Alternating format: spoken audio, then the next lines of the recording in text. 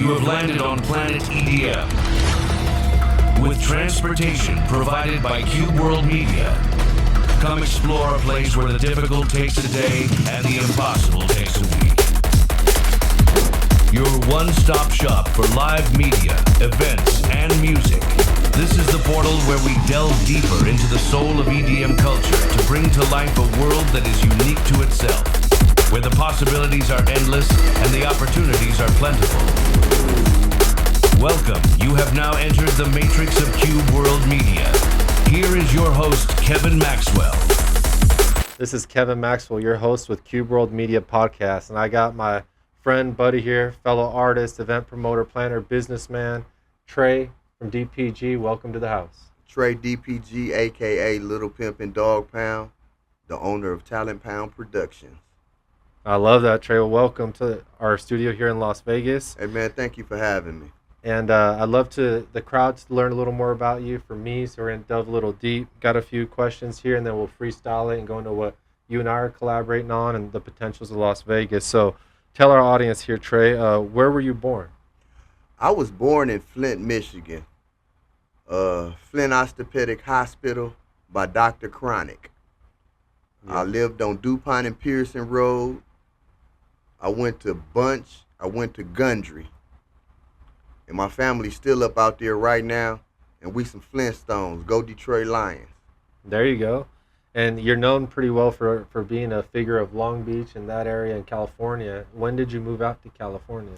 I moved out to California, I think, when I was in kindergarten, they call it, right? My mom, she worked for Lockheed Aircraft, so I went to school actually in Hollywood Hills. All my kids and friends growing up with some rich kids, you know. I was a different type of child. I went to Valley View, that was in the same vicinity of Universal Studios. Pretty much I can walk to Universal Studios from my elementary school. And that's where I went to elementary school at when I came out here to California. Nice. And I know that you mentioned Dog Pound a lot. How did that come about? How'd you get the affiliation with Dog Pound? Well, that was all my dad. My dad come from Flint, Michigan. He was a hustler. He was a artist and a poet. He wrote. My father wrote poetry. So he does calligraphy. He's a professional calligraphist, what you say. So I think in my mind, I don't know. My pops passed away a couple of years ago, but I think we came out when Magic Johnson won at Michigan State.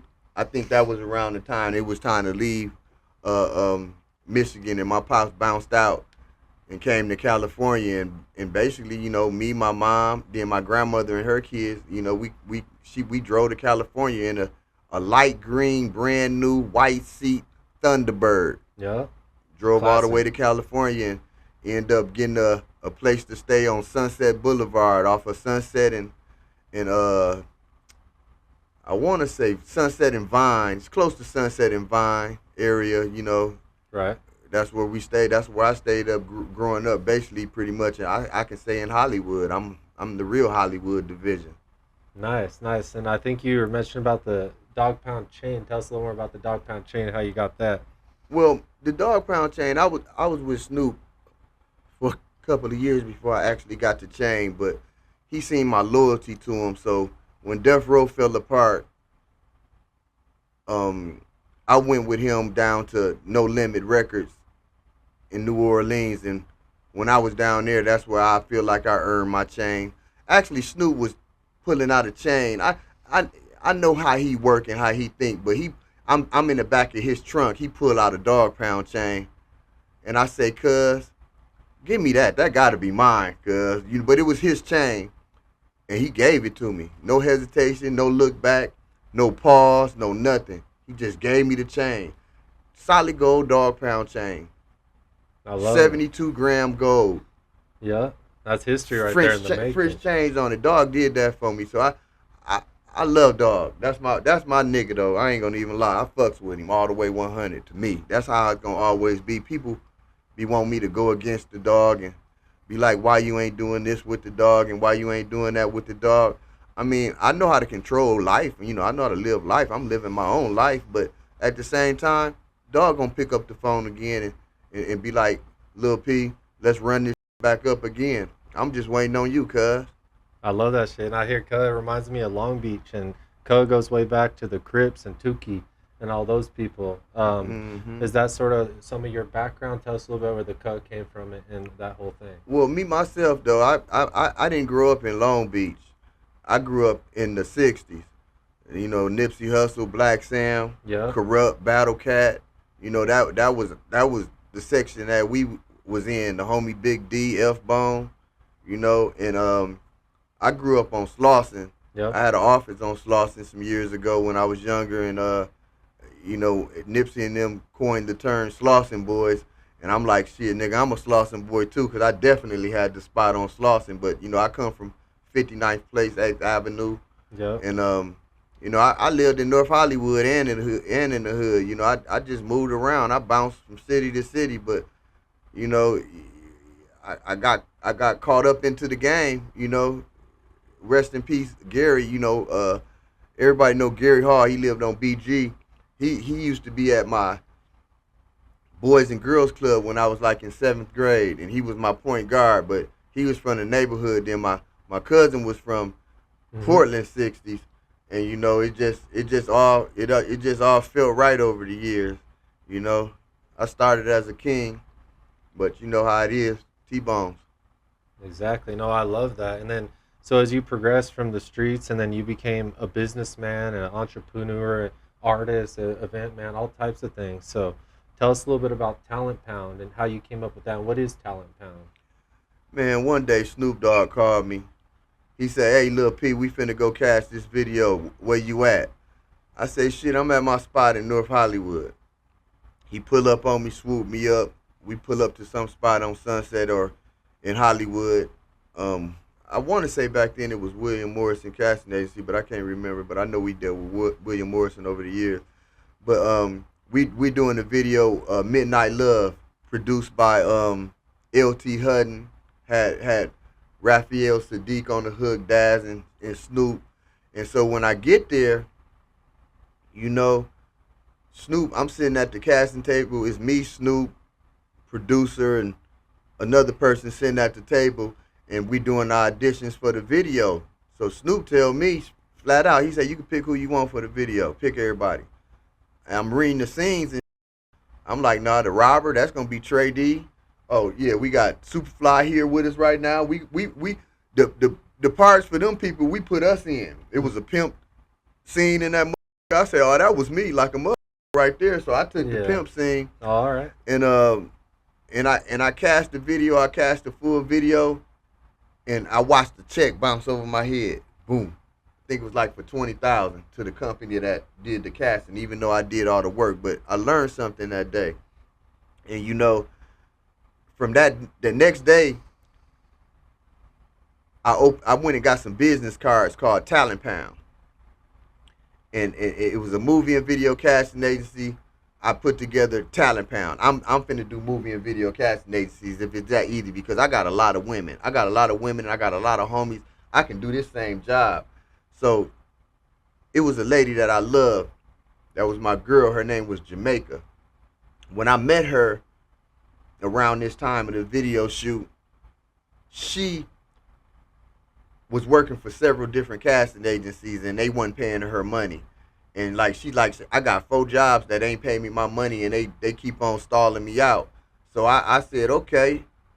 I went to the movie companies with her, G'd up, khakied out, blue rag hanging out, low rider outside. We jump out, boom, fall up in the casting agency, demanding her money. They was cutting her checks right then, giving her cash right then while I was there. I sat back, let her collect her bread. One of the companies gave her a check, told her don't cash it until 2 days. We gonna do that though, as long as we got that money right now. You know what I mean? Of course. And I'm looking at these casting agencies. They got old computers, dirty carpet, inside a little raggedy ass building. Yeah. I said, I'm gonna open up my own. I'm gonna open up some fly shit. You know what I mean? And I opened up my own company and started taking for, you know, when it got me a 35 millimeter camera at the time, and just started taking pictures of Snoop Dogg and everybody around, you know. And what year was this in? Shit, this was 90.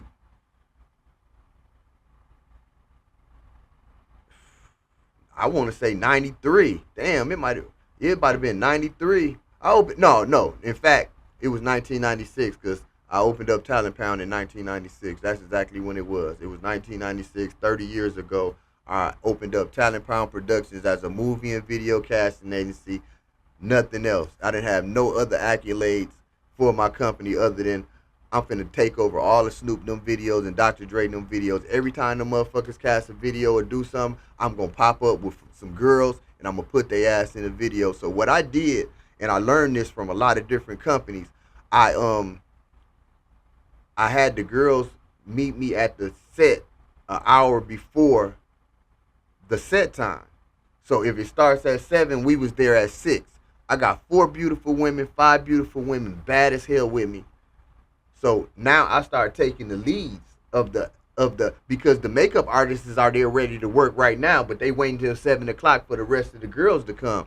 So they like, hold on, we gonna use this girl. I was taking people jobs. I love it. You know, they were still in the video, but they wasn't the leads no more. Yeah. And so I started like after doing it for a while, I only took leads when somebody called me. I want all league payments when I understand how you deal with SAG and get the SAG vouchers, 3 SAG vouchers, you automatically get paid more from movie industry. So they may say, I got 4 leads for you and we need 20 extras. Yeah. Well, I was taking the extras and giving them to other casting agencies. You know what I mean? I got a job for you with the Dog Pound. You got 20 extras that you do. I'm just taking the leads. I wanted that 1,200, that 1,500 and up money. You know what I mean? Yeah. And so I dealt with it like that. But because I did that, I made a relationship with several casting agencies that allowed me to actually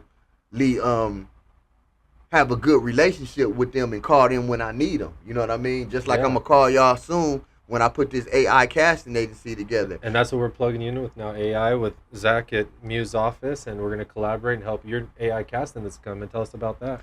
Well, right now, you know, when I met Zachary, he inspired me just because the video that he showed me was so clean, and it was a different type of AI. It wasn't no Sora. It wasn't no Chat GPT. It was like a real movie that we looking at with quality footage and film. And I was like, man, I wrote my own movie. I got about 20 scripts that's written that I want to turn into AI right now. I don't need to have big production companies and big places to shoot right now. I want to do AI movies right now. And I want to use real people. So the only way that I can use my friends, my homies, my cousins, my families, my little ones is to be able to generate their NIL image. So now I can put them in my films and have my family become fucking movie stars without them even having to learn the actual script. Yeah, and isn't that beautiful now, especially with AI and emergent technologies, which we work with a lot in Cube World, is that you could put people on who may have never had a chance, may have never got to, may have never been casted, and your friends, family, close ones could actually be somebody big one day. Is that crazy now? And I never thought that this would come to play, but I took a back seat when AI came out, and I hated on it. Like, man, this what the is going on? I didn't play with it like I could have until I started dealing with Sora. So Sora, I like playing with it. Everybody on Sora, Snoop Dogg, them, they all doing a whole bunch of goofy videos, getting chased by lions, floating with fishes and all that. I did actual footage, turned it landscape style, downloaded it, uploaded to Final Cut Pro, and then all my music that I did in the past, songs from 2008 and up, I started making music videos because back then you only made maybe 1 or 2 music videos for your album, you know what I mean? But I went and started doing the whole album, got songs now, you know what I mean? And now that I've advanced, I feel like I can deal with people like Zachary that can turn my vision without a Sora logo tag. Yep. Not saying that the Sora logo tag bothered me at all, because I feel like Sora should sponsor me and give me some type of funding for the things that I've done for them or do with them. I feel like I'll be a good spokesperson for Sora. So Sora, if you're listening, let's get this Dog Pound money together. Let's get some old DPG footage with Sora and put out some Sora videos, Sora movies. I love that. So you're really bringing a lot of the old school hip hop and modernizing it in today's films. And that's what I love, and that's what we're doing to Cube World Media, Cube World Films, Cube World Productions. We're bringing young entrepreneurs together to capture the stories of individuals like yourselves and modernize it so that you could inspire the up and coming youth, the up and coming artists and rappers and directors, and you could show them how you did it, but with the modern version, so you could speak to the youth. So tell us a little bit about some of your goals here in Vegas, what you want to do with the Talent Pound, and where you're sort of at right now. I know you said you had a lot of ventures you're working with here, and sort of tell us a little about that. Man, I'm gonna tell you something. In the year 2000, end of 2000, going toward 2001, I had come home from Corcoran Penitentiary. Yep. They called it gladiator school back then. I was in gladiator school when I was in the fight. Were you? Yeah, I was one of the fighters there. Yeah. Oh, and no the, way. The feds came in and took over the prison. When I was there, Robert Downey Jr. was there. Yeah. Man, we was squabbing up in there. You know what I mean? They would come give me the squab. I get all kind of extra shit for fighting. Yeah. You know what I mean? Was it level 3 or 4 back then? It was level 3 and 4. Then I was a good person in jail. I didn't get caught. The police liked me. I had naked books. So like. The black and whites. No, I had color. I had color prints. Yeah, I had all the pictures that I had took of a lot of girls. You know, back then you could get naked pictures in the pen. So right. You know, I had a couple of photo albums that I just had all my pictures in the photo album sent. You know, 15, 20 pictures at a time. You know, until I end up having my photo books. You know, I remember used to laying on my bunk. The CO come in and say, "Can we?" You know, because they ain't got shit to do. We all in our cells at night. You know what I mean? Yeah. I let them get my books, and they'll look at the books, and then right before the account in the morning, they'll come bring back my books, slip it up under my bed, and slide up out. That made them never me. They never. I could get in a fight right in front of them, and they gonna get that motherfucker. Because they know it ain't me. I don't really be tripping. I always been like a defensive fighter. So I learned and I wrote movies through a guy. It was a blood. You know, I didn't really know how to deal with bloods at all in my life until I went to prison. Yeah. And it was a good dude that's been down. I think he had been down for about 12 or 13 years. His name was Chill. He was from Brims. Yeah. I used to walk around the yard with him verbally telling me how to write movies, how they supposed to be. And I finally got a book called The Idiot's Guide to Creative Writing sent to me. And just to see if I was writing my movie correctly, and I was writing it correctly, so I didn't even have to go back and change anything, just continue to move forward. So I give a shout out to my guy Chill for that. You know, a solid motherfucker, man. He always have been, you know, a real player. And you know, from there I come home, and I'm home about a month. I think my mom's give me a rental car for like 30 days or something. And I might have been on my last day. Snoop called me and say, "Hey, come up to the movie set to wash." So I get to the movie set to wash. And I got like 4 girls with me. They give me a room. And so I come out, I meet Eminem. Eminem getting a haircut. This is the first time that he coming around the Dog Pound Death Row. And dap it up with Eminem, let him know I'm from Flint. You know, we chop it up and holler. And I bounce out to the parking lot where they shooting the movie, and Snoop, we walking toward a double X U-Time sitting on some 24s from 310 Motors, and Snoop was like, "Y'all niggas get up out of Lil Pimpin' truck." You know what I mean? Everybody looked around like, "What y'all talking about? It's a new truck, Mountain Dew sound system in that motherfucker." Yeah. Snoop throw me the keys. It was like, "You got this right now." You know what I mean? Boom. So I jump in the truck from a Rave 4 rental car that was due tomorrow back into a Yukon, man. And I pushed around the city, and I met one of my old ladies that I had before I went to jail, named Christina. She sent me $150 when I first made it to the prison. Yeah. And I ain't never hear from her no more. So I go to a club on Hollywood and Vine. I fall up in there where I think I got my homie G-Dog with me, you know, and she with 2 bodyguards acting like she pees a door or something around this motherfucker. I'm in my mind, I'm like, what the f*** is this bitch is on now? You know what I mean? What's she doing? She tell her bodyguards they can go home. They like, "You sure?" She like, "No, I'm f***ing with him now." So boom, you know, she cried and about how she left me down, but she fucked around and married some professor in one of them colleges, and she, you know, she was a car girl, so she had a scandal in the news about her doing dates with the professors at the college that she was, and she was awarded some millions of dollars and shit. You know what I mean? Yeah. So when I meet her, so now I go back to her house the next morning. We jump up, we go to the bank. I guess she in the middle of a divorce or whatever she going through. She cashing checks, 80,000, 100,000. You know what I mean? She busting it down. I'm still fresh out. This shit new to me. You know what I mean? Yeah, it's a shock. Bitch drive me to the Bentley Arnage, Bentley store. Give me the 2000.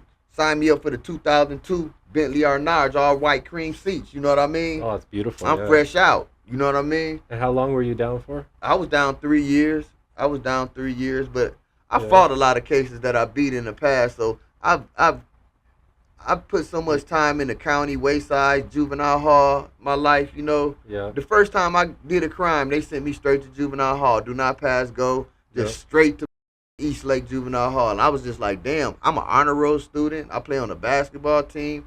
You know, they ain't care about and shit. And juvie could be worse than even prison is. It's more violent in there at times.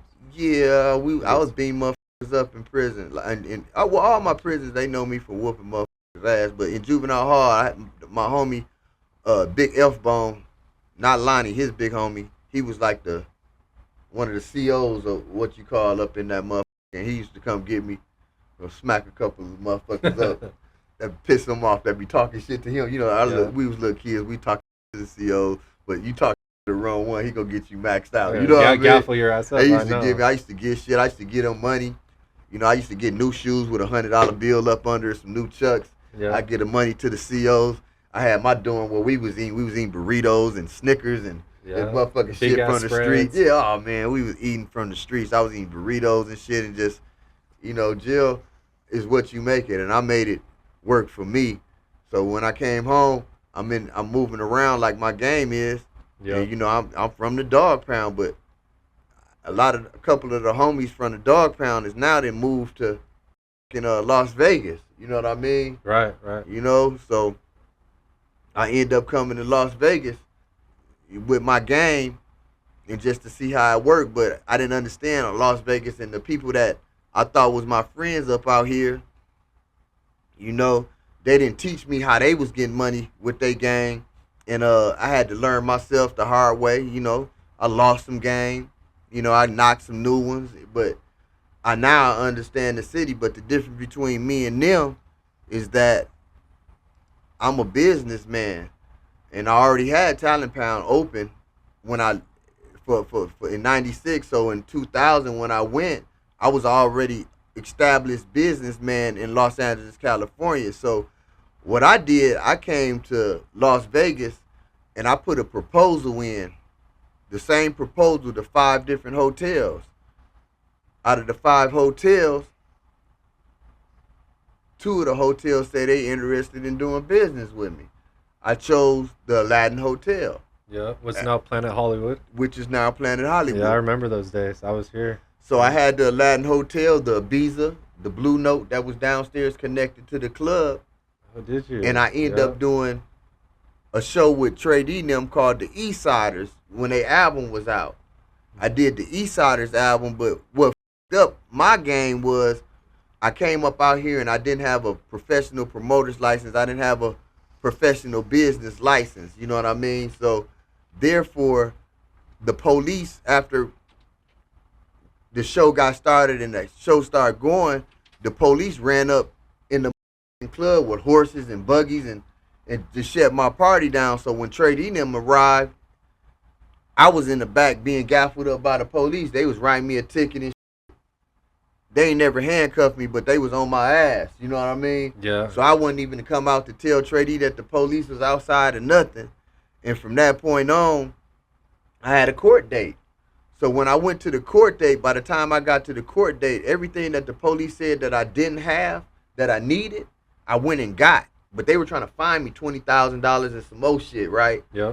But the judge, older white lady, she seen that I had I had all the passes and everything. She said, you learned the hard way. You lost money at the show. We throwing this case out. The DA pissed like a She hit the gavel on him like, we done talking. They trying to talk. She like, it's over. He's good. He learned his lesson. So now I have my business license for Talent Pound promoter in the state of Las Vegas, Nevada. And that's how I actually started having a promoter's license to do shows out here in Vegas legally. No, that's beautiful. And you still have it even till today, right? Been paying for that thing 25 years right now, man. Been paying for it 25 years. I still got it. The casinos let me deal with it. I moved on to the MGM properties. I moved to the Primes properties, the Stations casinos. South Point Casino was the last show that Nate Dogg did before he passed away. He did for me at the South Point. He did a birthday party. I did a birthday party for him. And it was successful. But I want to tell this story too right quick. Yeah, let's tell because it. a couple people ain't never heard this story though. And I'm going to talk to Fred Rick too on this one a little bit, because people didn't even understand what had happened. They thought I took the money or whatever it is, or he didn't get paid the right amount of money or whatever. But let me tell you what it is. Nate Dogg called me.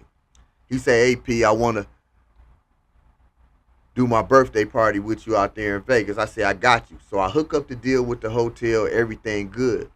Then I don't hear from Nate Dogg no more. Like, what the f is he at? You know, we ain't been able to promote this. I ain't hear from him no more. Yep. He called me about 3-4 weeks, almost a month later. I found out that he had been in a car accident where he went through the windshield and cracked his head. So he been having seizures and having issues, you know. So yeah, Nate Dogg on his birthday, I had less time to promote the party. Even though today I still got the footage. MTV from Australia came out and filmed the show for me. It was still a nice crowd. I still gave Nate Dogg all the rest of the money after I made my money back off of what I put into it. You know what I mean? Yeah, overhead. I gave him some thousands. What he told everybody else, that was on him. But that's Nate Dogg. He had thousands. He was good with me. There was no complaint. And he stayed up in the hotel for about a week. He never checked out. We let him stay there in a big penthouse suite for about a week. Room servicing it up and everything. You know what I mean? Yeah, yeah. He had talked like, that shit ain't even paid. My limo bill. I'm like, you a goddamn lie. You telling them that, but you know, he just probably didn't want to pay the limo bill. You know what I mean? Yeah. And so Nate Dogg, he got scalpel stitches in his head, like holding his brain together. Yeah. You know, so he say, "Hey, Pimpin', could you tie this blue rag on my head?" So I take the blue rag. I was like, I ain't never tied the blue rag on another head before. You know what I mean? So I tied it on my head, took it off, tied it loosely on my head, took it off, put it on his, tightened it up. So boom, he on stage now with the full cover Aunt Your Mama style blue rag, not the Tupac tie. You know what I mean? Yeah. I got him Aunt Your Mama style, and he came out and rocked that. I had a couple of artists perform prior to him, and it was a great show at the South Point. Still go down in history, and I still haven't put none of that footage out because everything now is copywritten. You can't put up without something getting flagged, copyright, the music flag. I put my own music up sometime and they copyright me, flag it. You know what I mean? This some bullshit. You know what I mean? So that's what we doing right now. And so I did the event with Nate Dogg, and I continued to push on to different places and do events and do shows. You know, different casinos. Let me keep on working with them, and I'm known for throwing parties up out here. No, that's beautiful. And, you know, a lot of this, too, started with struggles, started with entrepreneurship and just yourself. And a lot of the dream, too, was built in prison. And I could relate a lot to that, too, doing 4 years flat in California, Pleasant Valley, Wasco, many other places. Right. I mean, I was right there with you. Right, and, you had to sit it down for a minute, I had to hang it all up. You know, I came from nothing to something 3 times. This is my third go around. I had to ever tell everyone I'm not going to lose it this time. So I could fully relate to where you're coming. And there's a lot of doubters. There's a lot of haters. There's a lot of talkers out there. There's a lot of people that don't know the truth, you know, and that's why we do these podcasts. That's why we reach out and tell people stories, because we want the raw truth, the uncut truth, the things the media is going to tell you, Instagram, YouTube's going to flag you for. This is the raw edition. So, you know, I definitely see that, and I think your story would inspire a lot of other people who are trying to get into promotions, trying to get into events, and a lot of the youth could look up to you as sort of an icon that's been doing this for decades, on and off. I've been lacing people boots since I got up out here. So now, you know, Talent Pound was just a casting agency at first. Now Talent Pound is a promotional company for events. So now I got to get the office. So I first came up out here. I got an office on Paradise and Tropicana. Yeah. Maury Bianchi was an older man. He was good to me, man. And business was slow, rent was late, and he still rocked with me. You know, I'm sure he passed away by now because he was old way back then. But I remember his name, Maury Bianchi. I think it was Regal Group or something that he was right there behind the Chevron on Paradise, going down Tropicana, make a right. That was my first office building right there on the left side. The balcony at the top, I had the whole top floor. I know right where that's at. Yeah. Yep, that was me right there, man. And I set up the photography, backdrops, casting agency style, throwing parties, and that's where I started taking pictures of everybody and really started knowing that casting movies and things that I do is really real. It's a profit for me. You know, I make money off of this. You know what I mean? So it's a way of life. Yeah, you know, for sure. I was already established in business and game before I made it to Las Vegas. It's just that I had went to the pen, so I was on Sunset Boulevard. I had like a car full of girls following me. We pull up in the gas station. The police run up on me. I got like $4,000 in my pocket, and the police took me to jail. Said that I'm living above my means. You know what I mean? I think I had a rental car at that time. Used to get the rental cars for the whole month, but the credit card had declined, so they had put a searching for the car. Oh yeah. Bulletin out for me. So basically, I'm getting a parole violation. Look like I'm finna sit down for a year. Oh fuck. But my girl went down and talked to the probation officer because the car was in her name.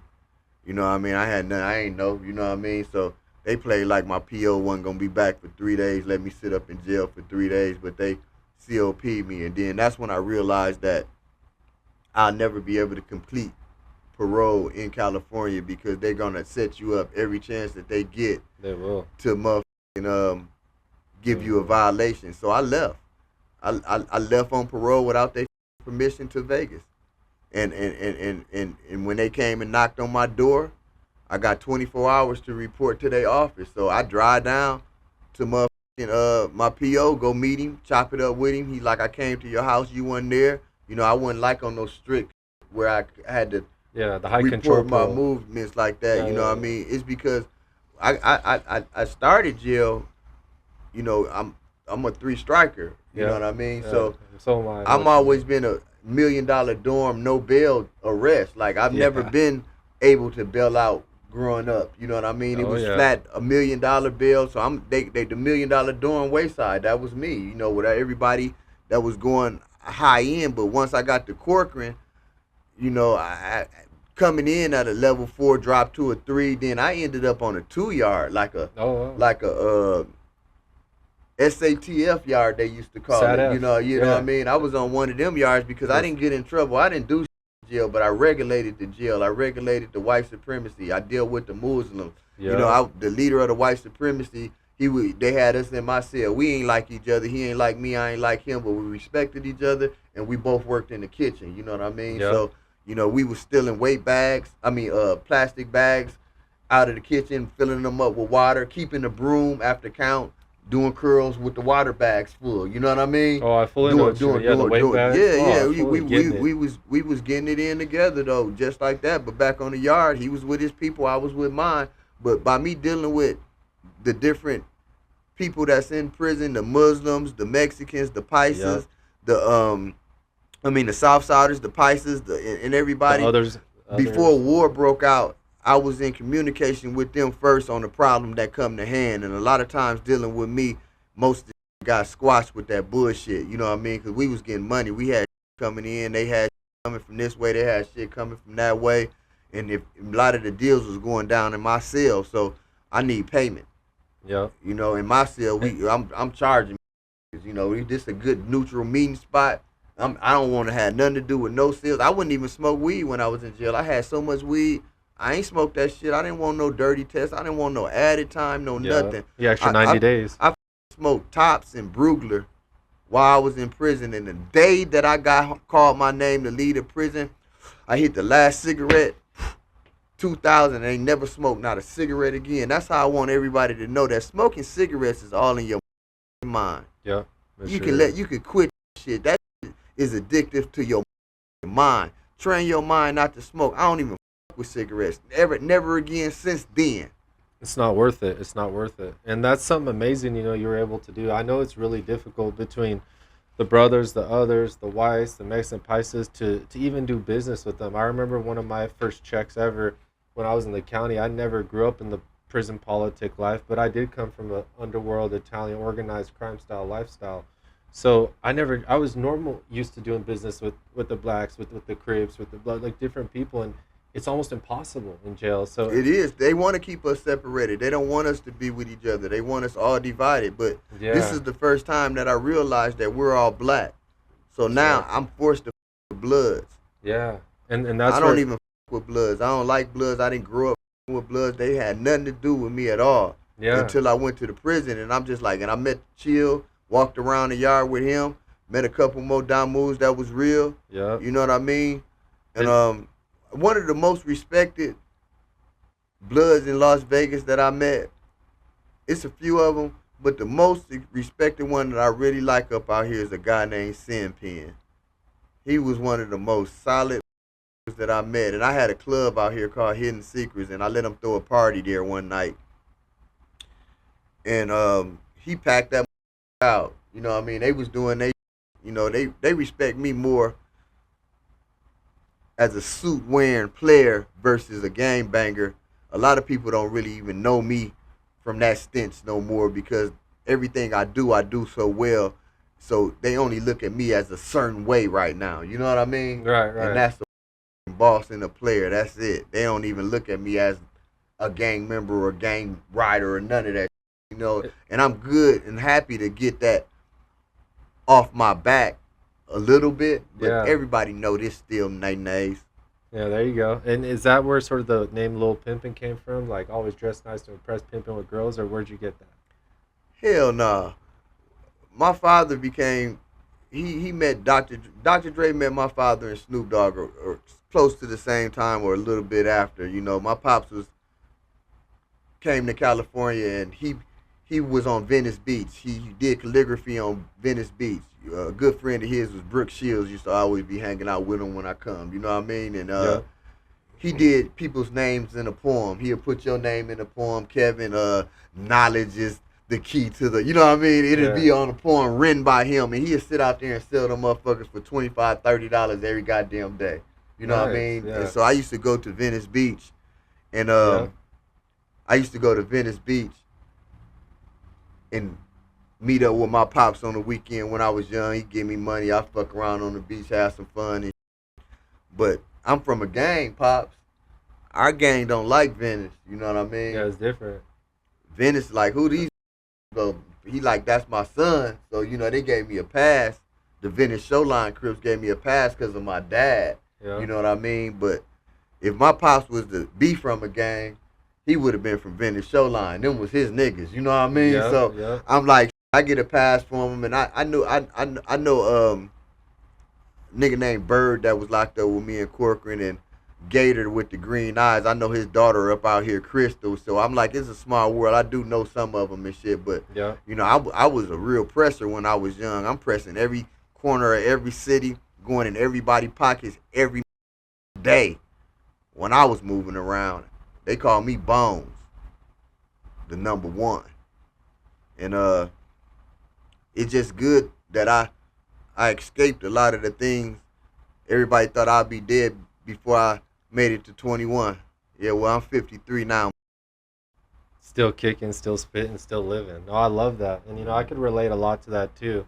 I had many different names through the past, too. Before I was Kevin, before I was Cube World, before I was Cubanoid, who I am now. Right. I was Mr. Monopoly, I was Matrix, and I was doing all kinds of things and moving. But, what I learned, especially after doing some time, and you evolve and you become stronger and better, or you die. Only the good ones evolve and become stronger. Yeah, or the other ones die out real quick. I mean, how many people fade out? Do you and I know who's not around no more, who's crippled or broke or dead right now, and hardly no one even remembers them? But yeah, we're still here. Me 20 years, you 30 years later in business and from the streets, and we both evolved. And now we're in our beautiful studios here in Las Vegas, where we're planning to do all types of events and collaborations with you, and we want to help out the disadvantaged people. We were just talking about potentially doing something for felons, and I too, I'm 21 felonies, 3 strikes. And That'd be a good movement. That'd be a good movement for us though. I got a lot of friends that get out of jail. I be trying to help them get somewhere to stay, but at the same time, your background check, you're a felon. They don't let you in nowhere. And it's like, damn, I just did my time in prison. I'm off parole. I'm not on no paperwork right now. You're trying to tell me that I still ain't good for society? You allowed me to vote, but even when I vote, the outcome of the presidency is nothing that's going to help us out. So why do we even give a about voting? Because it's not helping me in no type of way, no type of form. There's been no president that's ever been in office. And when I say no president, I'm saying no president in office has ever really helped a black person. Yeah, and it's hard. And, it's for black people especially. You guys have it much harder than even us. But even as a white person, it's so difficult to come out of prison. I came out in 2021, August 25th. I'll never forget Kodak Black dropped the song August 25th, the same day that I got out. I thought literally this was a sign for me. Right. And I tried to go out and I tried to be positive and I tried to reinvent myself. And I come from a big world of business, a big world of hustling, back then of trapping, of doing all types of things. So I was well known. But when I came out, even as a white man, no one wanted to fuck with me. Even though I had no bad paperwork, everyone was talking shit to me. Everyone acted like they didn't know me. People weren't picking up my phone calls. All the same bullshit I'm sure you went through and seen yourself. And so with what I want to condone or say about Las Vegas, I was on parole up out here absconding for the last part of my parole, and then I got off paperwork. I'm gonna show you how I got off paperwork. Now we going back to the movie The Wash. I was allowed to do the after party for The Wash. So I had the guest list for Dr. Dre. Everybody had to hit me and get their name on the list for the show, right? For the shit, right? One of the most notorious Rolling 60s, his name was Petey Wack. Petey Wack was out of jail after sitting down probably 20 or something, right? Yeah. I walk up inside of the area where all the celebrity was, inside of a trailer. And Petey Wack is on Snoop Dogg head. He next to him, he just, trying to get something out of Snoop. Yeah. Snoop was like, he know I'm from the neighborhood. He like, you know what I mean? So, Wack, let me holler at you, cuz I got him up off Wack. Snoop give me a long-ass blunt and a bottle of Dom Perignon. And so, I'm standing on the table, drinking Dom Perignon, smoking a blunt, with private hired security.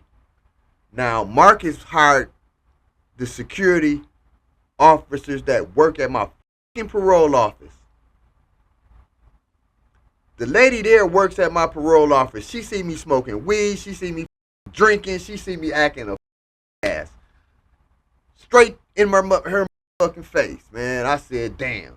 Yeah. I got to go see my PO the day after tomorrow. You know what I mean? I'm scheduled to go back in. I go to my PO office. It is weird right now. They ain't happy with me, looking at me crazy. The fucking supervisor walked in, told me to stand up, turn around, and put handcuffs on me. Then the security guard lady from the party, she comes into the room with my PO officer, and I already knew what it was. They was like, Mr. Stevenson, we got to violate you for what you were doing at the event that my people was. I'm sitting there heartbroken. Guilty. I can't even fight this shit. You know what I mean? About a 90-second quietness in the room, me stressed out like, damn. You know what I mean? Yeah. They all just bust up in a laugh. Oh, we just with you, boy. Come on, take these cuffs off of you. We finna take you off parole. You don't need this shit right here. You got a job. You been working. Everybody know you. We taking you off parole early. I supposed to did fucking. I had a 5-year parole. You know what I mean? Yeah. I was off in 16 months. That's beautiful. Yeah. Boom, they took me off parole. Now I'm all the way in Vegas.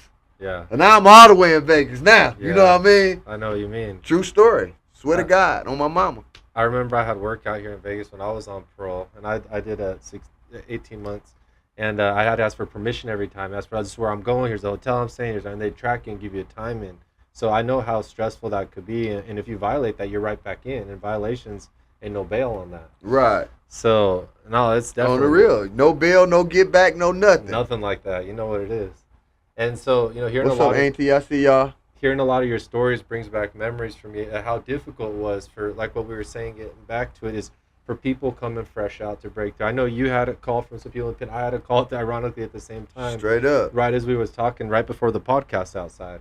And so, I want these people to know, who are listening, who have been to the pen, who are on probation, on parole, to know there is a home and there is a place. There's a home here with Cube World Media, Tre, and Talent Pound Productions, and we want to give work to these people. We want to inspire them. We want your stories and my stories to show them it is possible to be somebody when you get out. You can, and I just want you to don't write your people off because they're in jail. They're learning, they doing new things, they're taking trades, they getting certificates, anger management, drug rehabilitation while inside of prison if that's what they want to do.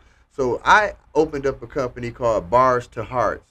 Bars to Hearts is a pen pal service that I have, which allow me to send your family and friends photos of different women and different things that they're like that's out on the streets they don't get to get. It's a monthly subscription, it's a weekly subscription, it's a yearly subscription that I have. So if you're not able to write people in a pen, you can just join my company, Bars to Heart, and I will send out the list to you where you can sign up, and I will continuously add your family and friends to the Rolodex of my pen pal service. And that way you can just let them know that you still love them, you still thinking about them, but I don't have time to write. And I'm going to tell y'all the real. I write one letter for 29 inmates right now that I know. That's my friends. This is not my Bars to Hearts company. And if I have something special to say to a specific inmate, I'll put PS at the bottom of it, and then I'll write what we talking about or answer the questions to the last letter that they sent me.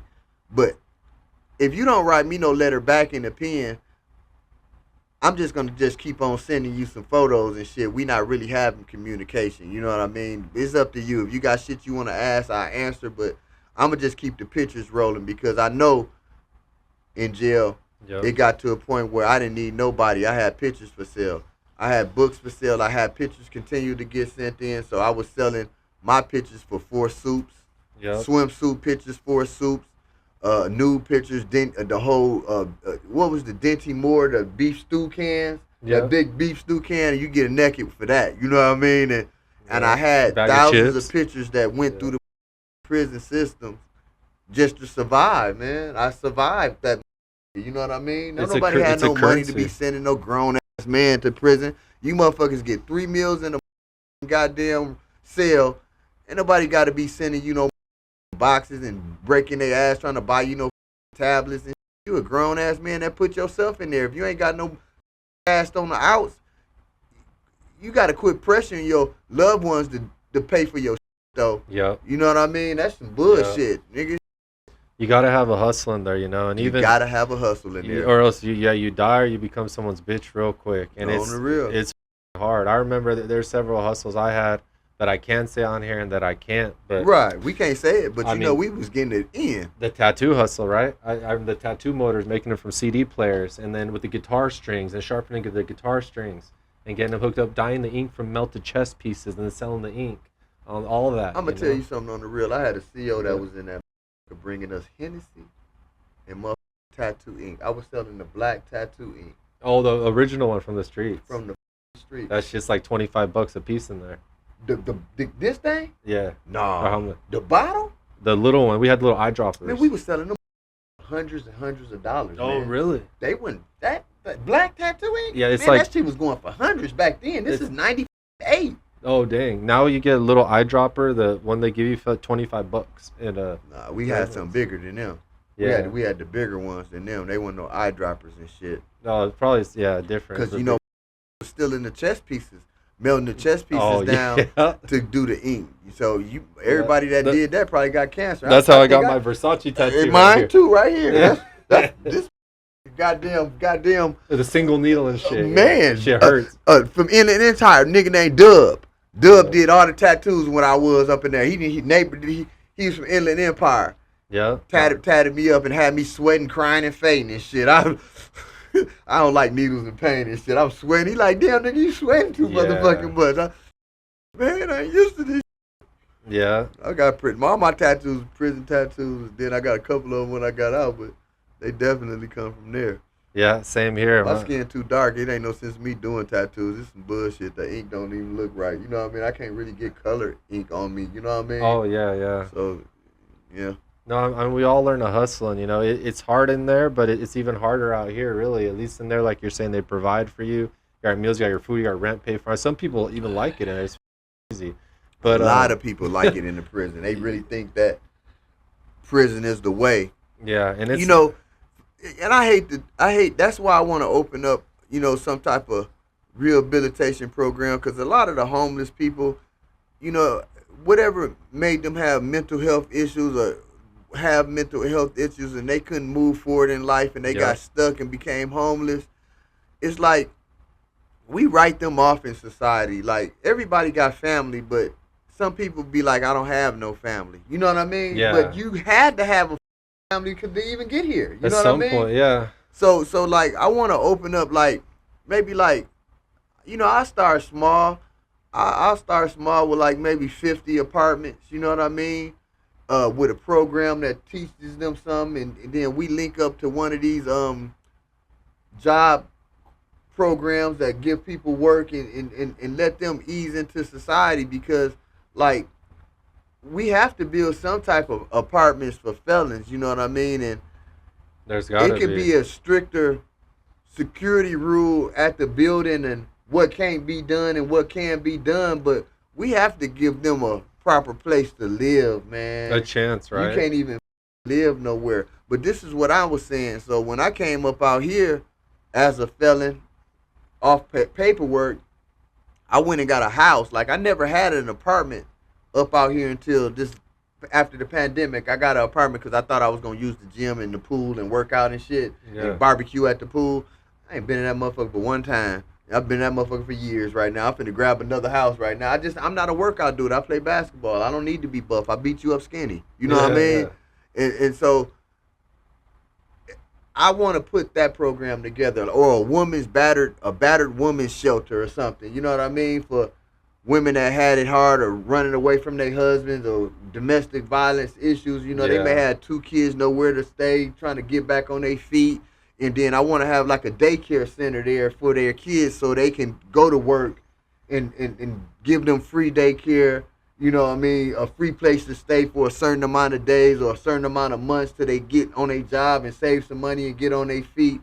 I want that. I love that. I'd love That's a goal of mine right there. I'd love to help partner with you on different parts of that goal. So I'm huge in giving people jobs who are fresh out of prison. We got a guy just got out of fire camp and started with us this week. And, he had nowhere to go. He's down and out. He didn't have a car, but he had the will to work. So we seen it in him, and he had skills. He could use tools. And, we were able to put him to work this week, and he's going to have enough to get himself a car and get himself on his feet and get back going. And I've done that for hundreds and hundreds of people that have had no chance going out, and that's what Cube World does. So we employ the people that want it the most but have the least. That's what I like to say. Hey, just one thing I know, there's nobody in prison on the streets that you can call against me, because those my family, and I've been sending them up photos all their life in jail. I got some people all bones fuck up, call the pen on my big homies and shit. They like, nah, we love pimping. You shit, nigga, you believe cuz alone. But another thing I want to say to the fire departments around the world, I have friends that was in prison with you guys, that was in prison, that fought fires. Mm-hmm. The Hollywood Hills fires and all of those fires and fires in the past years, last 20 years, that fought their life. Some people died. Jamestown, They around, come home, can't even get a job at the fire department because they're a felon. Y'all some for that. Every fire department around the world right now that won't hire a felon but allow them to fight y'all fires while they in prison to get a little bit of time knocked off their sentence without the proper fire equipment, the helmets, the proper they risking their lives in the middle of the fire for y'all, and then you try to tell me, and you work with them, you roll with them, you guys are all together as one team, and then they come home, and you try to tell them they can't work at the fire department because they are felling y'all some hypocrites. Yeah, and to go further on that too, you know, I know CDCR and Secretary of CDCR, you're only paying your inmates $1 an hour to fight fires 24 hours a day. They make $24 in a 24-hour time period.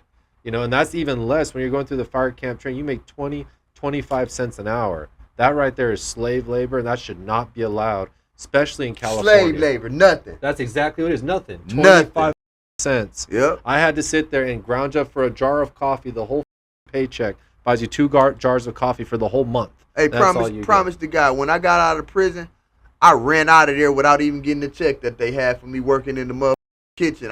I was out that door. The CO come out, hey, you forgot your money. Oh, yeah, shit. said, fuck that. Shit, okay, shit, this shit, I'm out the door. Yeah. You know what I mean? What up, Charlie Brack? Yeah, I'm glad you said that right there about the job I gave you during the COVID times. I'm going to speak on that right now to let y'all know a little bit something else, all right?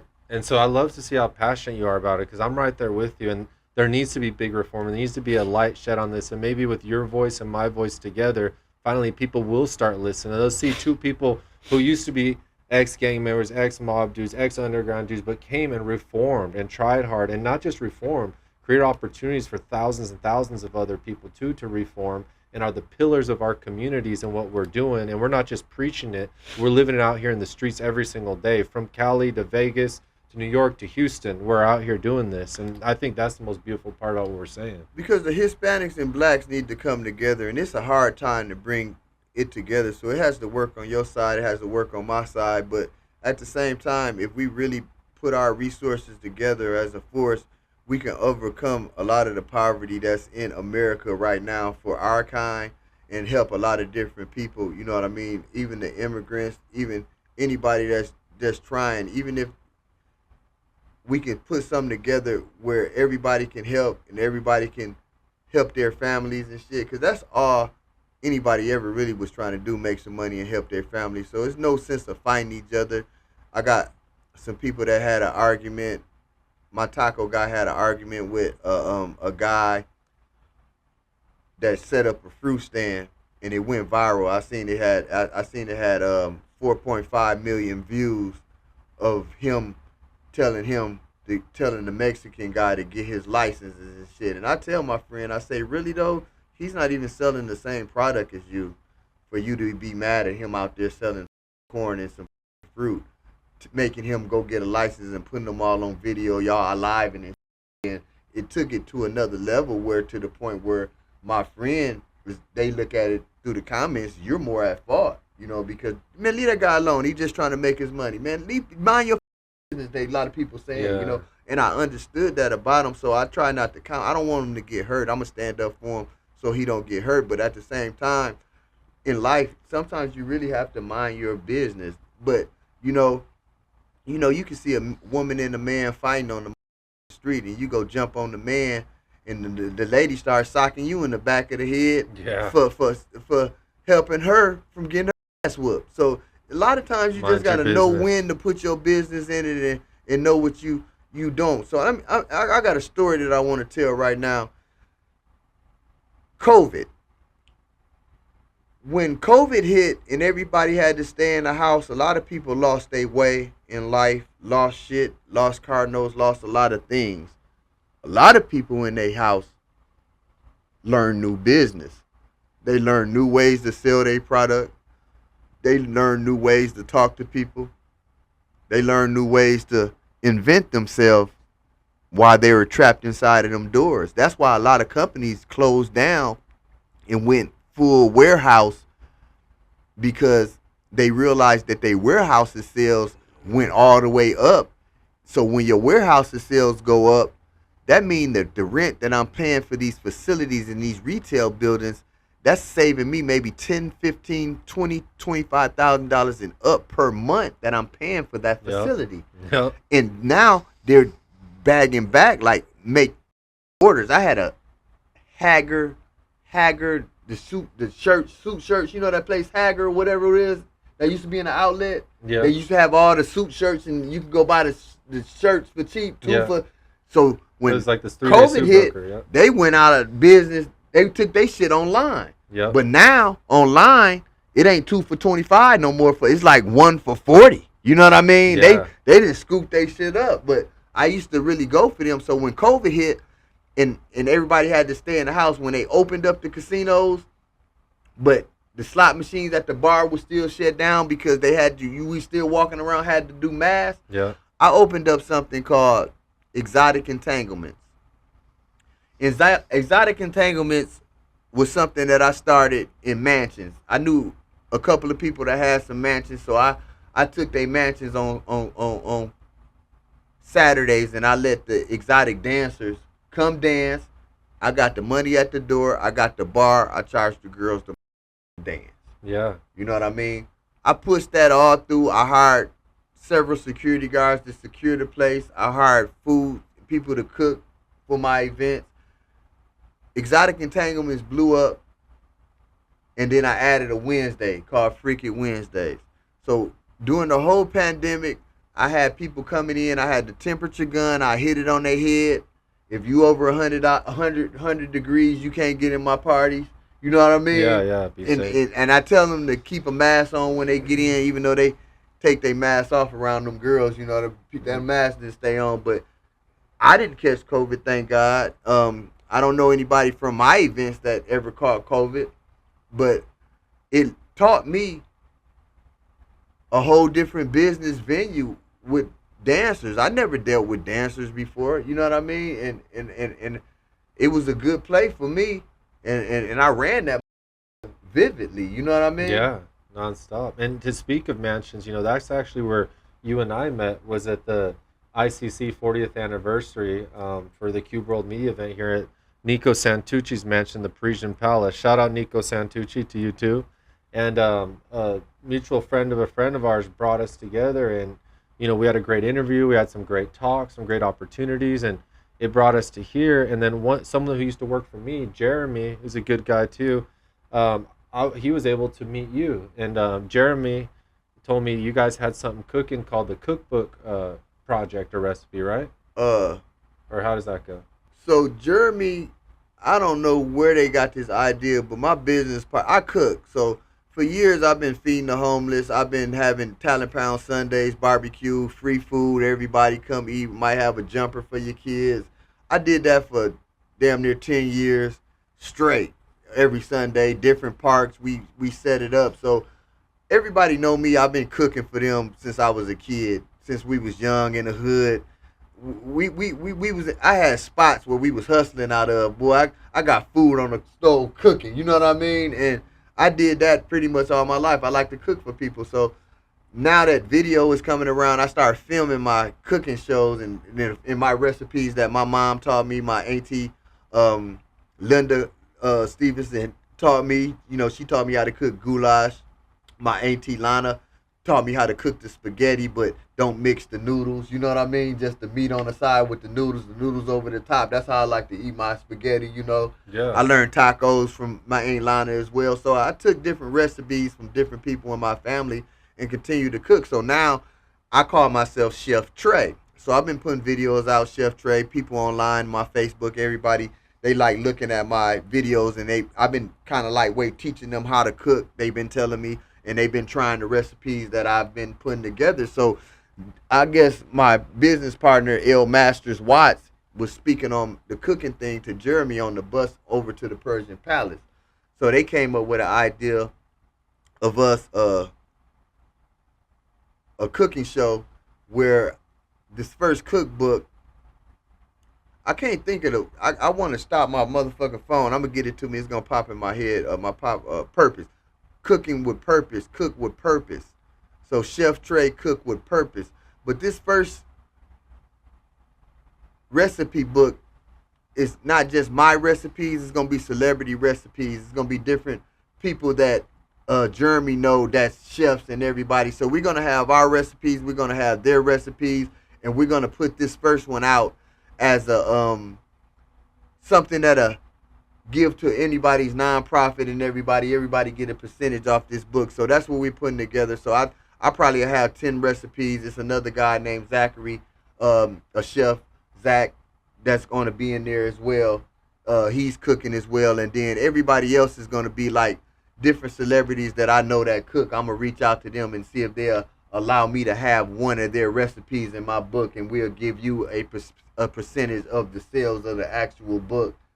And that's what we're putting together right now, and I think it's gonna be fun because I had a cooking show called Gourmet Thursdays. I did a few episodes, but it was like sexy ladies in lingerie delivering the food. I'm the chef, you know what I mean? Yeah. I need a co-host, a beautiful woman co-host on this when I restarted up, but it was just something that we put together, and you know, everybody got ideas and ambitions to do something. And Jury seemed real adamant about us putting this cookbook together, so all I can do is say yes and continue to move forward with anybody that's delighted to have my presence to do something with me that will help my future move forward. You know what I mean? I love that. And, you know, that's why I'm part of the Intercontinental Chamber of Commerce, is to bring people of different walks of life, such as yourself, Jeremy, myself, and your partners. But when you put them all together in a room and the right people, I mean, magic starts happening, you know? Correct. Right before this, we met with Cookie, Concerts for Causes, and Iman, a famous Vegas promoter, and the lifestyle. And we started talking about potential events, the Ahern Hotel, collaborations, a rap hip-hop room, a EDM room, and hotel takeovers. And, you know, none of those conversations would have never happened had we have not all came together and collaborated. So I'm really excited to see what the future could hold, you know, between us and our companies, our nonprofits, our ambitions, and our love for giving back to the community and people. That's where I see it's really special, the connection you and I have, the Cube World, that Talent Pound and all your companies have. And, you know, I'm really looking forward to see what we could do in the future. Yeah, I wouldn't be next to you if I hadn't been invited from Heat Monster. Heat Monster was the person that brung us all together. I've been seeing him for years at different places, but we never really connected. And he had been on my Facebook page or whatever for a long time, but he'll be backstage with shows, Cypher Hill and a lot of rappers and a lot of different shit. I'm like, you right up out here with me. We need to do a little bit more. So he invited me over to the actual Persian Palace. And that's when I met all you good people. And from there, relationships continue to move forward. But I'm a people person. I make people comfortable. I'm in a room full of white people at the Win with Jeremy. I'm the only black person in that room. Promise you. Only black person in that room. And they all love me. They all trying to figure out who the fuck I am, what I'm doing. But these guys are doing trading from China. This is a trading company. I don't have China shit to trade. You know what I mean? So all I can do is meet people and connect. And through my meeting of people, I connected Jeremy with several business people that help his company. But I also met some AI people and marketers jamming AI dogs. And we're putting something real big together, and we're going to continue to work. And I just want to tell some of you older people that's maybe artists or rappers or singers back in the day, you have to reinvent yourself.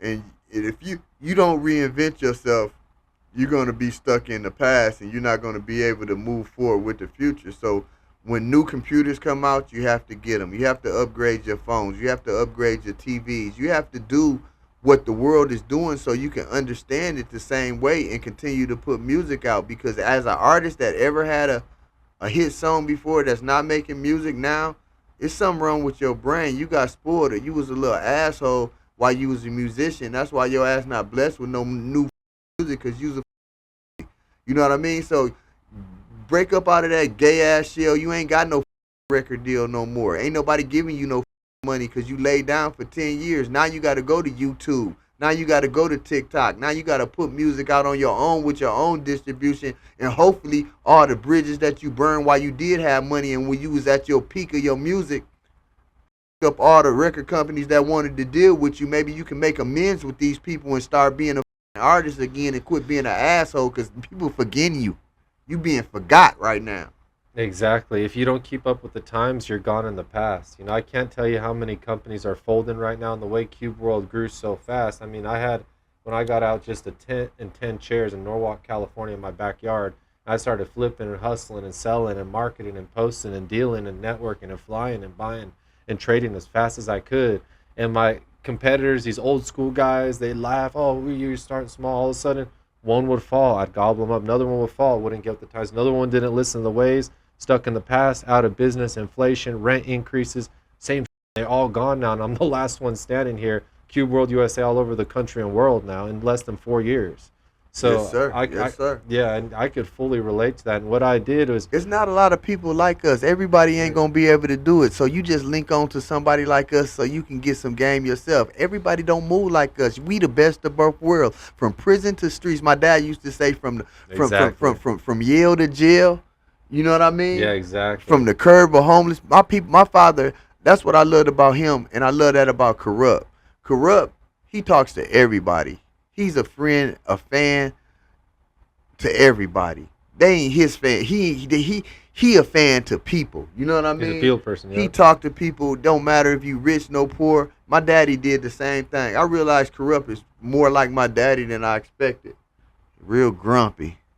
And isn't that beautiful? You know, when you could have people like that are personable, that don't have an ego, that are so down to earth, it makes you feel happy and comfortable around them. It's almost contagious. You know, people feel that about you, they feel that about me, and they like to be around us. You know, that's why even all these decades we've been in the game, in business, in the streets, in prison, out of prison, back out, we're still out here doing stuff every day. We're still successful. We're still making shit happen. And this is just the beginning of all of it for us still. You have to keep yourself moving. If you in the bed at night and you can't sleep, that means your fucking ass ain't did enough work throughout the fucking day. Get your ass up on the goddamn computer and complete something until you get so tired and fall out. Now you sleeping. I love that. Hey, go to your job. I was telling that to my wife last night. I was like, damn, I only worked 12 hours today. I said, I feel like I haven't done enough yet. I'm going to start grinding. I put my playlist together. I start organizing my music. We doing shit. We doing shit. We're not just sitting watching TV all day, falling asleep, getting all up. Hell no.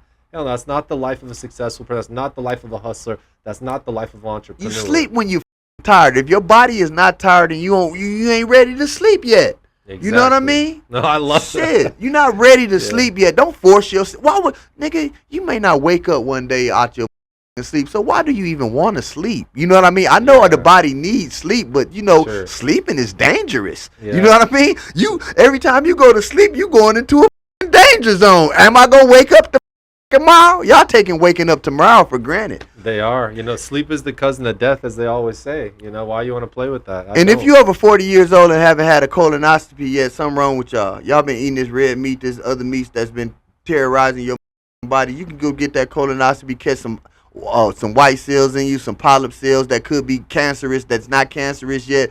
Take care of your body. Do your blood work once a month. Once a year. Well, I do mine twice a year, but at least once a year for the motherfuckers that ain't never did it. See what's in your blood. See what the is up. You got high blood pressure, cholesterol. You could be skinny with cholesterol and hypertension or high blood pressure. Yeah. It's not about fat people up out of that. You know what I mean? You could be skinny as fuck with skinny fat. I call them skinny fat. Your body's skinny, but your body's skinny, but your inner body is fat. You know what I mean? Yep. And you got to take care of yourself in life, y'all. And if you're older too, get a PSA check. Check your levels. You know, a lot of people just beat cancer. I had a dear friend of me, DJ Reza, who we're holding this memorial service for a second one this Sunday at the Avalon in Hollywood. Come check it out. They're hosted by Insomniac. But he was supposed to DJ at my party at Mark Irichada's birthday, Live Nation, big time guy, last Saturday. And he didn't make it to the party. He died 3 days before. And instead of Mark's party, and DJ Reza, famous LAD, he threw Monster Massive. He threw Together as one. He threw his owner of Go Ventures. Right. And he didn't make it to his own best friend's party. Instead, we had to do a ceremony memorial for him, which I was honored to do. But it broke my heart. And, you know, to have someone in 52 years old pass away like that was an icon to me growing up, that through my first rave I ever went to as a child was heartbreaking, but it was also motivating and learning, and it showed me health is wealth. Without that, health is wealth, man. We got check nothing on yourself, man. You motherfuckers been having a pain in your stomach, in the back of your ass, down the middle of your leg. your heart be hurting sometime and shit, and you ain't rushed to UMC or like, how do you not have a primary doctor? You know, anyway, like you go get you a primary doctor. You can get Medicaid. You could go to SNAP and get you Medicaid. You know, they might not give you no money. They might not even give you no food stamps, but I think you can get some Medicaid. No you know matter what I what. mean? Yeah. It don't make no excuse not to go check yourself out, but you know, I ain't here to save you on everything. I just want to put you up on some game to get your ass right. You know what I mean? Preaching knowledge, you know, because you've seen a lot of shit. I've seen a lot of shit. And we're probably alive when we shouldn't be. And a lot of people who could have been alive ain't alive. So obviously we're knowing and doing something right. And if we could share that with people, that's a blessing in itself. So okay, we went freestyle for a while. Now back to the script. Was there any other questions that you had that we just started? Because we just went That was there. great. We did a real life tour right now. We went over there and back. I'm off this All tequila around, now. yeah. This special tequila. Yeah. What's the name of that tequila That's again? Casa de Cuatro. Shout out to our partners, Manuel Casa from de Cuatro. Arandas, Mexico. Grupo Altos Tequileros. You know, Chinga. we'll be seeing you soon. I'm sure you'll be sponsoring some of our events that Trey and I will be throwing here in Vegas. Let's see. So I think we're almost down to the very end where it says, what does the future hold for Talent Pound? And tell us about it and what you want to do and potential collaborations coming up soon here in the future. Well, my future is now connected to Cube World. You know, Cube Vision, Cube Based, everything that he got. He probably going to put that cube in front of everything. So yeah, gotta get the cube tatted on you like I got it. we rolling with Zachary with the AI. Yeah. You know, I'm dealing with the AI dogs. I got the cookbooks going on. I got my new Bars to Heart pen pal service been up and active, and I thank you guys who've been subscribing to it and let me send photos and letters to your loved ones.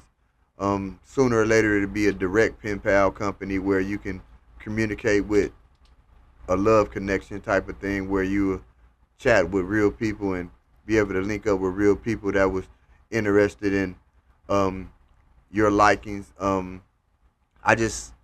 I deal with promotions. I want to be the biggest promoter up out here in Las Vegas, Nevada. I know many artists. I just need the real relationship and continue the relationship with the casinos that I'm dealing with. Right now I'm dealing with the M Resort.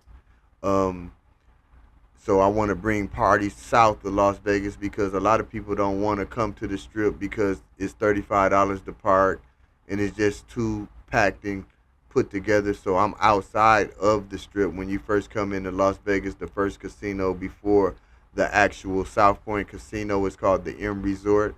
So I'll be doing comedy shows there just to line up the movement until I can turn it into a hip hop form of movement. And I'm hoping everybody come in with me right now that I'm doing business with to help me have the most successful event. And I was just thinking maybe on May 9th, I would like for you to be my DJ. I don't know how much you charge the DJ, but why not us just start a relationship on everything that we have right now? I do have a local DJ that I will use as well. Yeah. But at the same time, we can just start right there, and I know they're gonna give me more dates. They test black people out. They don't give them the whole bag. They just see what you can do, and then everything be successful. They'll move on to the next one. It's not like a lot of events where I pay for myself. I just pay on myself. I hadn't really been asking the casinos for no money in the last 10 years because all my parties that I've been doing has been successful. I had clubs from Club 7. I did the Players Toast Award with Kenny Red, Don Juan, rest in peace Michael Carter, rest in peace Doobie, and Rick Applin. You know, we did something called the Players Toast Award with Ice-T every year, and we awarded different businesses and different players awards, and I want to bring that back again one more time. I might just do a tribute to Kenny Red, a real player in the game, and Mike Carter and Doobie at the grand opening of my event. It's called Laugh and Flow Comedy. So we're gonna do some comedy, and then we're gonna do a hip hop artist. I'm trying to go back to the '90s artists for this event. It's upscale, grown and sexy, and I just want a respectable crowd in the building. Between 8 and 10 is the comedy. So everybody that's local, that's around the M area or need travel, I have a transportation company that will pick you up from your home, bring you there and back. You just talk to me about that, and I'll get you guys together. My transportation company is called L Masters. I have a business partner by the name of Watts, and from there we're just trying to bring people down to the M. And guess what, y'all? It's free parking. You ain't got to pay that $35 that they charging everybody on the strip. Yeah, I'd love to do that, and see how we could collaborate and DJ. And on another way, too, I'd like to invite you out to our high-end music and recording studio in Huntington Beach, California. So I got a full 2-story studio there, vocal booth recording, production, podcast room there, 2 DJs, lights, LED wall. And we're welcome to throw an event there, too. I'll do it as a beginner partnership, no charge to you. And whatever we can make out of it, we'll make it really special.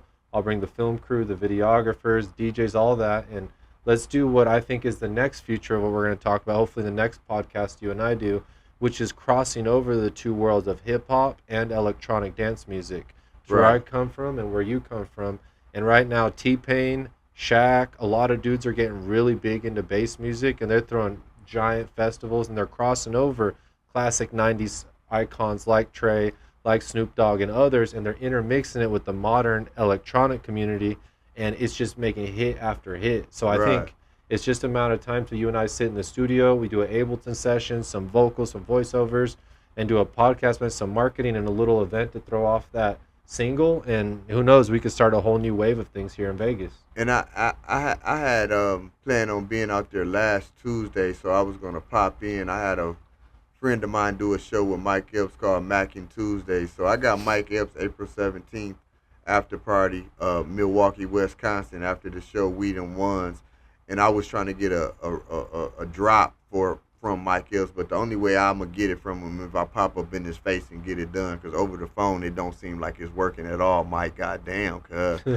So I was going to come down there and try to link up with you guys in your studio where you are, and just see the layout and just see what we can do and put something together. But I would definitely love to do some events down there, and that's what I want to do. I just want to go across. I don't really care about the world, but at least I want to lock down the United States, you know what I mean? So right now I'm looking for a booking for the after party of the concert in Dallas, and I'm looking for an after party of the concert in Arizona right now. So if you know anybody that got any nightclubs or strip clubs in those cities that's willing to have Mike Epps for the official after party of the We Done Ones tour, let's put this together and continue in future tours together as well. But I don't know when this podcast is going to actually air, so you might see this after the fact. So at the same time, we never know, though, Yeah, well, let's see what we could do. I so look forward to having you in our Huntington Beach studio. It's a pleasure having you in Vegas. Huntington Beach, y'all. Here I come. Yeah, we're going to collaborate more here, potentially do your Freaky Wednesdays and your Saturday nights here, too, and all types of things. So yeah, let's line this up right now. I'm ready next week. Yeah. I will say tomorrow, but that's too soon. But definitely, I don't need that much time for that crowd. All right, I love it. So I don't need that much time. That's already established on my timeline. Once I pull the trigger on that, it's gonna go right now. Then plus your endeavors and the people. See, I got the them, you got the those. Exactly. So both of us together is perfect for me. I just need the those for the thems. You know what I mean? To mash up well. Yeah. And then that's where special things happen. Like the cookbook, like the win, like the podcast here, and future growth and other music productions and recordings. It all starts somewhere. And so what up, Andy? That's what I've loved, telling your story and hearing more about you. It's been such a pleasure. Find so many commonalities, like experiences. It's been beautiful. It was real easy, really great podcast, longer than I expected, and I'm glad it went that way, because now we got all kinds of opportunities brewing. We spoke it into existence. We attracted it. It's going to happen, and let's get the ball rolling, Tre. I'm excited. Because this podcast wasn't what I thought it was going to be right now today, but it's an interaction really of 2 companies, Talent Pound, Cube, and that's what the sit down was more about right now. I really thought I was going to tell a full Dog Pound story and different things. We touched on a few things, that's good, but I had a few serious conversations that I wanted to give but maybe it's not the time right now. But we should have time to revisit them. But I want to address every dog pound negative situation that I encountered over the years. Nobody from the dog pound ever tried to fight me or disrespected me. And it's two reasons why. The first reason is no, I beat your ass. That's one reason. But a second reason is I really don't step on people's toes. I'm not a person that fuck up your area or your space or go behind your back or do toward people. I'm a real man. I'm respected. I give respect. And I stay solid with everybody. I never been a cheater or a sneaker like a lot of my homeboys from my hood. We were probably the most grimiest hood in Los Angeles, California. And I'm from that, and I understand that, and I know how to be that way. But I just chose to be better. And I think that's why I continue to move forward and grow, is because of my genuineness toward people and toward the type of business that we can bring together. Like, how could you be mad at another man's success